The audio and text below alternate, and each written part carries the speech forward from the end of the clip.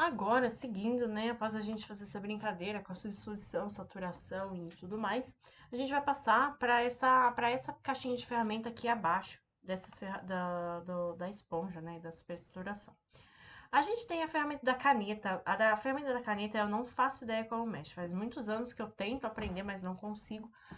É uma ferramenta muito, muito, muito interessante. Você consegue criar. Ela é o que a gente considera mais próximo de um vetor dentro do Photoshop. Então você tem vários tipos de caneta, você tem desenho livre, você tem pontos de ancoragem. Não faço ideia como é que mexe, tá aí uma ótima ferramenta aí para vocês aprenderem bizarro. Abaixo da ferramenta da caneta, a gente tem a ferramenta T de texto. Então, aqui a gente vai criar textos de maneiras e naturezas diferentes. Então, vocês viram que o meu Photoshop deu uma travada, isso é natural. Então, vamos lá. A ferramenta de texto, você também tem essa setinha aqui embaixo. Quando você clica com o lado direito, você tem ferramenta de texto horizontal, vertical. Eu nunca usei máscara de texto horizontal nem vertical. Eu só uso a ferramenta de texto horizontal ou vertical. Como funciona a ferramenta de texto horizontal? Tanto a horizontal quanto a vertical. Você vai desenhar uma caixa de texto, ok? Então, essa caixa de texto você consegue diminuir ou ampliar ela. Presta atenção que ela cria uma nova camada aqui na lista de camadas. Então, a nossa camada original, a camada de texto, fica em cima. Então, significa que a gente pode modificar ela livremente, sem modificar a camada de fundo. Lembra que o Photoshop trabalha como se fosse um livrinho. Aqui em cima, você tem um botão para direcionar o texto. Então, olha só, se você criou uma caixa de texto vertical, você pode clicar que ela vira horizontal. Aqui a gente tem as fontes, então muito importante você sempre anotar que fonte que você está usando para sua prancha, para você não ter perigo de fazer múltiplas pranchas em um artigo com várias fontes. Então, sempre Arial, ou Times New Roman ou a Calibre, tá tudo bem. Aqui você tem um estilo, né? Se você quer ela mais próxima, se quer ela mais itálica, condensada com negrito, negrito condensado e itálico, normal, itálico, semi-negrito, semi-negrito itálico, negrito e negrito itálico. Então fica ao gosto do freguês. Tamanho das fontes do Photoshop, ok? Alguns tamanhos já vêm pré-determinados, mas você pode clicar em outro e fazer e criar um novo tamanho.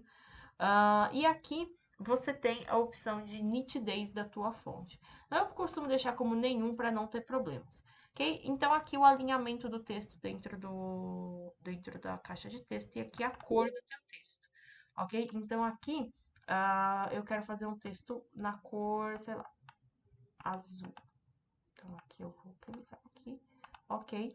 E aqui eu vou escrever dentro da minha caixa de texto. Então aqui eu vou escrever blá, blá, blá, oi.